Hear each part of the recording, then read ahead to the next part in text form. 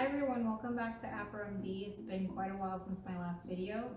I wanted to do a video reflecting on my intern year and giving advice to both rising fourth years and also current interns about kind of what to expect during intern year and how to survive.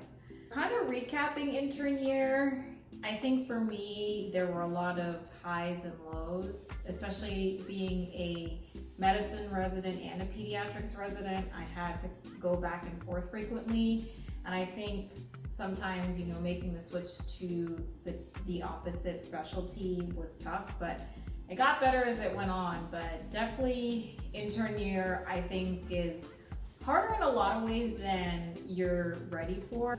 So I kind of want to break this video into several different parts, kind of talking generally like I mentioned before, and then kind of things that you can do from a program specific sphere and then from a self-care sphere to take care of yourself during intern year. So reflecting from a programmatic standpoint, I think for having support systems in particular, it's really important to have friends or a support system where you go to residency. I personally am in residency in Houston. My family's not from Houston. I do have some friends who are here and close friends that are kind of scattered across different parts of the country. Really think about kind of what support systems you're going to have as a resident. Having support is what's really going to help you get through some of the tougher moments. Also, really think about what types of schedules you can handle. So for example, at my program, we don't do 24-hour call at all as interns, and I think that was massive for my personal wellness. Even this year on the medicine side of the program, we don't have 24-hour call anymore. So for me, I really value sleep, and I think not being at a program that had that was very important for me. Of course, to compensate for that, we do a lot of night float. So that, having a night float system is its own separate struggle. But I think for me, it kind of worked out that, this is the right thing for me. Really thinking about what support systems you're gonna have, what the general breakdown of your program specific call schedule is really gonna help you to kind of pick the program that's best for you. Kind of aside from that though, like intern year was, again, really difficult. I think, for the first time you're someone's doctor, you have, patients who decompensate in front of you. Patients will die, and having to deal with that can be difficult. So making sure, again, like I mentioned, you have support systems around you is important, but also that you are doing things to care for yourself. So obviously this sounds like basic advice, but making sure you're eating right, making sure you're exercising, making sure that you have things to make it as easy as possible for you to do those things is really important. So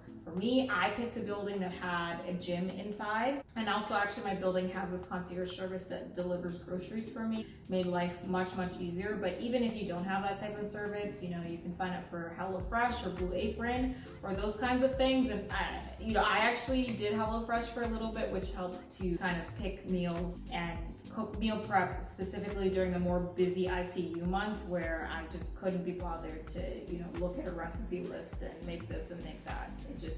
They brought the food for me and I would make it. In addition to that, I honestly think everybody needs a therapist going through residency. You're just processing a lot of stuff, a lot of traumatic patient encounters, whether it's interpersonal or interprofessional issues. You could be the perfect resident and you're still gonna have certain situations that arise that are upsetting. So again, family support is great, but I do think, making sure you're plugged in with a therapist, I think personally really helps to, ease the transition process and just helps you to kind of process your emotions. Just making your life as easy as possible. All of your bills should be on auto pay.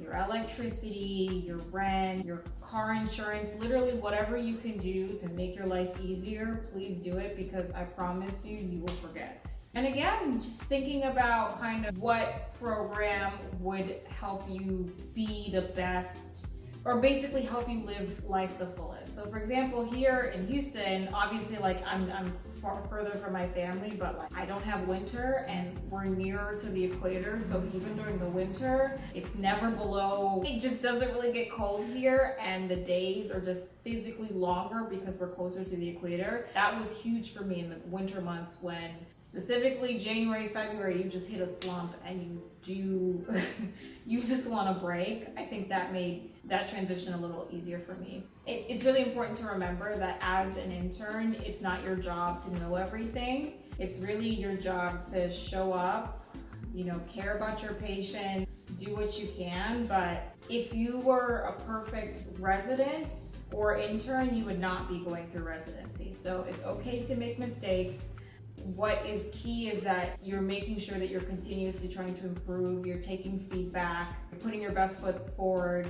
Be willing to learn, be willing to ask questions, and be willing to, read about your patients. I think is the easiest way to do it, because I cannot lie, I don't have time to read, studies willy-nilly like that, but kind of connecting it to a different patient or to patients you've seen, I think helps to make things easier. And then also something I do though is I have signed up for like daily briefings in pediatrics and medicine. So, kind of like high level things. So if it's even like once a week, I kind of like skim headlines or whatever.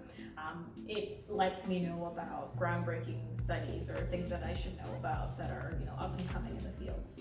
I don't know, I can't stress how hard and an adjustment it is to adjust to intern year, but I think again, if you are feeling like overwhelmed, again, please reach out to family, reach out to a licensed professional first. Obviously, like try to plug into your support systems. It's really, really hard. Don't minimize your experience. It is just a year. Setting yourself up for success is important, but it's also okay to just, have a really long year. I know I mentioned earlier, of course, like incorporate feedback, but I think something that's also important is making sure to kind of internalize what you know will make you a better physician and kind of filter out some of the other stuff. Well, for the most part, feedback is great.